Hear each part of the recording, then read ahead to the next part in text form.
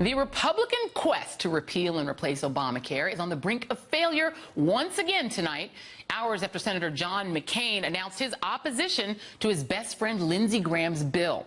Donald Trump spoke at a rally in Alabama tonight where he attacked McCain over his opposition to the Republican plan.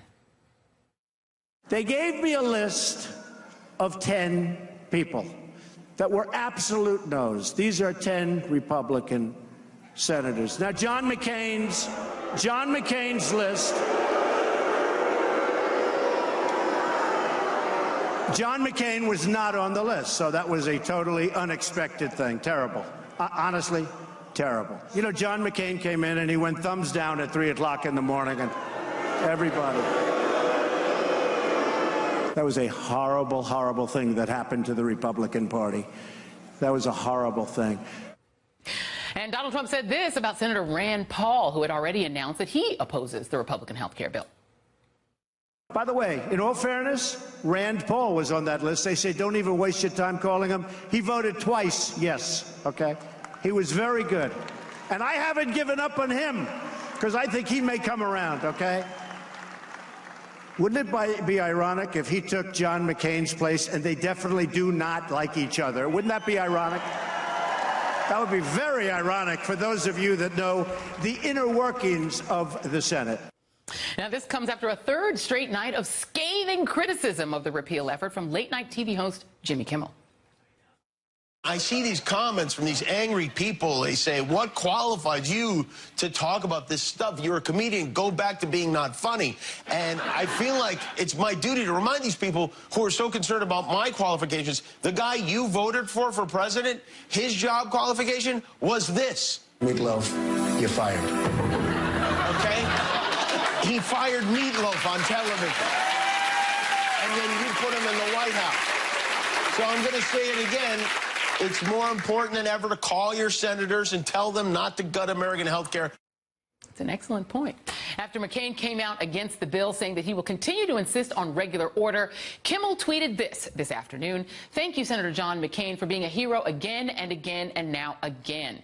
Joining us now, Neera Tanden, president of the Center for American Progress, and she was an advisor on the Affordable Care Act. Also joining us, Dionne, an opinion writer for The Washington Post and MSNBC political analyst and co-author of the new book, One Nation Under Trump. Can't wait to read that. And Karine Jean Pierre is a senior advisor and national spokesperson for MoveOn.org. I'm going to go with you first since you're here at the table with me, Karine. First of all, the irony of Republicans saying that the reason that Jimmy Kimmel should not be allowed to speak about the bill is because he's a TV personality when the TV personality is in the White House. Jimmy Kimmel tweeted out the reason he actually is qualified to talk about this. And this is an adorable picture. We're going to put it up on the screen, too. I have it in front of me. And he tweeted, hey, Senator John McCain, thanks for fighting for kids like me. Senator Collins and Senator Lisa Murkowski, you're up. And that's from Billy, his son. Adorable. Adorable. But isn't that more powerful, the fact that he's Absolutely, a dad, Joy. than the fact that he's not a healthcare guy? Well, Jimmy Kimmel has become this powerful spokesperson for what's going on right now with ACA, the repeal of ACA. And the thing to remember as we're looking at this photo is that his child has a pre-existing condition. Right? And in this bill, by the time his kid would have turned 1 year old, he would have reached a lifetime cap.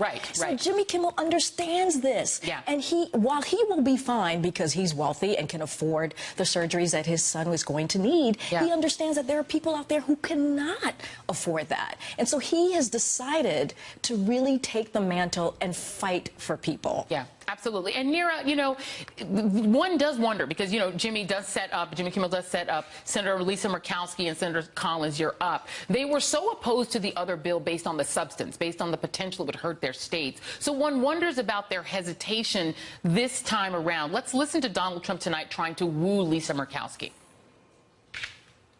Your premiums are surging.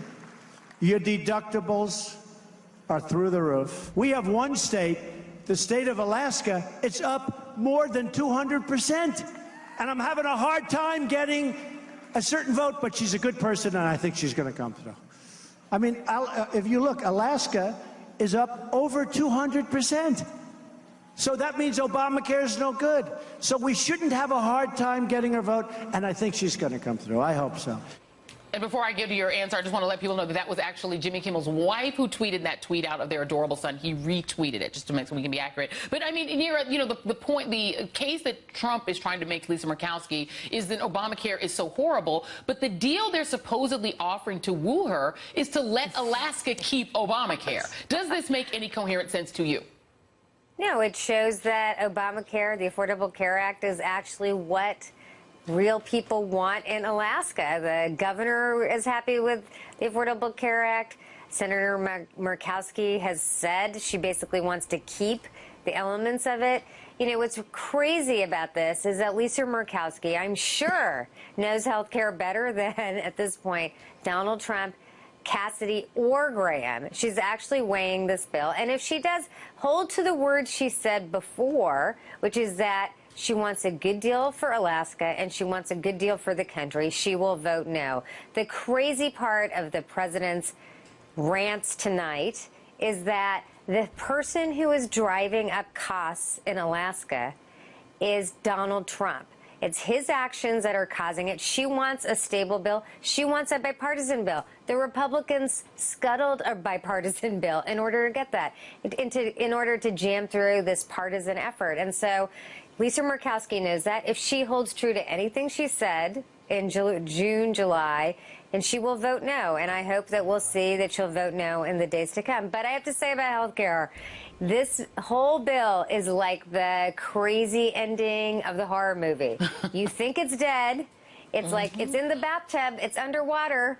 You think it's dead, and it rises again. So people still need to make their calls. You still need to go to protests this weekend. You still need to have your voice heard. Yeah, if you watch The Walking Dead, when you go into the abandoned store looking for supplies, there's always a walker in there. They're never all dead. EJ, you know, the other person that seems to be on the fence is Susan Collins, who, again, had a principal objection to the bill last time. Here she is today talking about this bill. I obviously have very serious reservations about the bill. I do want to wait till I get the CBO analysis.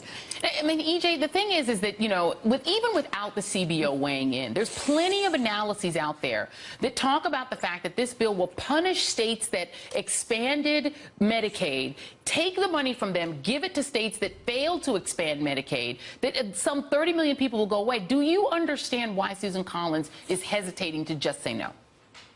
I think she's hesitating to say no just to say, I'm a Republican, I'll give my leadership a little time. I'd be really surprised if Susan Collins votes for this bill. I think all the signals she is sending is she'll vote no. And as you say, two of the states that lose money under this formula are Maine and Alaska, which is why they are trying to cook up, apparently, this special deal for Lisa Murkowski. And if you're going to let Alaska keep Obamacare because Murkowski wants that, you could let every state keep Obamacare just by scuttling the whole bill, and that would be a whole lot simpler. Right, exactly.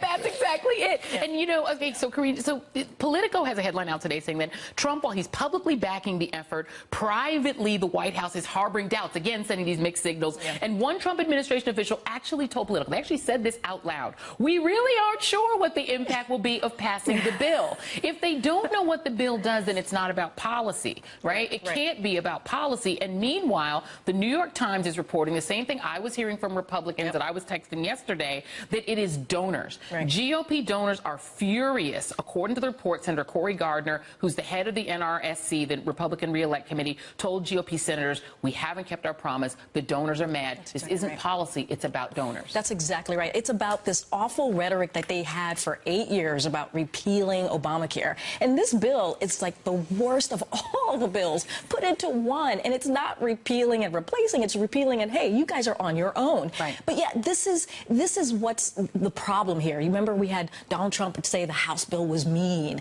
But they just don't care about the impact of tens of millions of people. They just don't. It's all about, like you said, their donors and keeping that awful rhetoric that they ran with. Yeah, and, you know, and I'll go with you on this one, EJ. This is Donald Trump tonight actually admitting that, saying that the reason to pass the bill is because you said you'd pass the bill. This is Donald Trump tonight. So they were getting all these great votes, you know, like, I think they voted what, 61 times? Like 61 times to repeal and replace. They finally get a president who will sign the legislation, and they don't have the guts to vote for it, okay? They don't have the guts to vote for it. You know, EJ, you've written a lot about the Republican Party and its evolution since, really going back to the Goldwater era. How do we get to a point where the point of public policy is not the policy at all? It is simply because the donors are demanding their tax cut, they want their money, and you said you'd do it. How did we get here? Well, I think it's been, and we talk about this in our book, it's been an evolution in the Republican Party that the right wing took over the party. The donors played a big role in that. They drove out all sorts of liberals. I mean, think back to somebody like John Chafee of Rhode Island, a Republican, and President Clinton tangled with him. But Chafee was very serious about health care and introduced a fairly progressive bill. All those people are gone right now. But we're at an even worse stage here because it's as if nobody cares about the policy. They just want a win. It doesn't matter what the win looks like. It doesn't matter what's in the bill. The Republicans haven't been able to pass anything because they've given the right wing of their party veto over every issue because they're unwilling to deal with the Democrats. And so that's why they are stuck with no legislation, and we are stuck confronting this health care horror show if this bill ever passed. Yeah, and Neera, the one person who does care about the policy is Rand Paul, who essentially believes the federal government should withdraw entirely from assisting anyone with health care. So he's at least being honest about the fact that he wants no one to get any help getting health care at all. People like McCain are upset about process. At this point, Murkowski and others are concerned about their states, which is legitimate. You helped write this Affordable Care Act.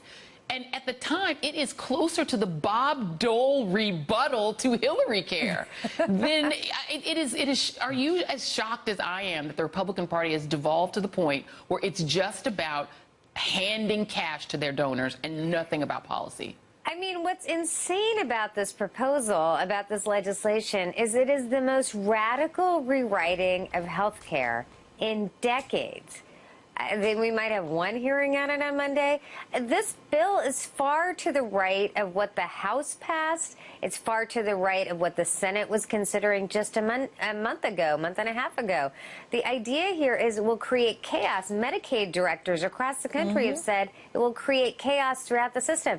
Don't take it from me, take it from insurers, hospitals, doctors. The idea that we're going to rip up people's health care and just send it to the states, and the states will just create healthcare programs they've never created before. It's a level of disruption, and the fact that so few senators, I'd be surprised if 20 Republican senators even know what's in this bill as of now, and they're supposed to vote on it next week. Yeah. This is what feeds cynicism in America. This is what makes people hate Congress. Yeah. That people literally say out loud, my donors are why I want to throw 30 million people's health care away. That is why people are angry. Yeah, absolutely. And you know who does seem to really understand what's in this bill?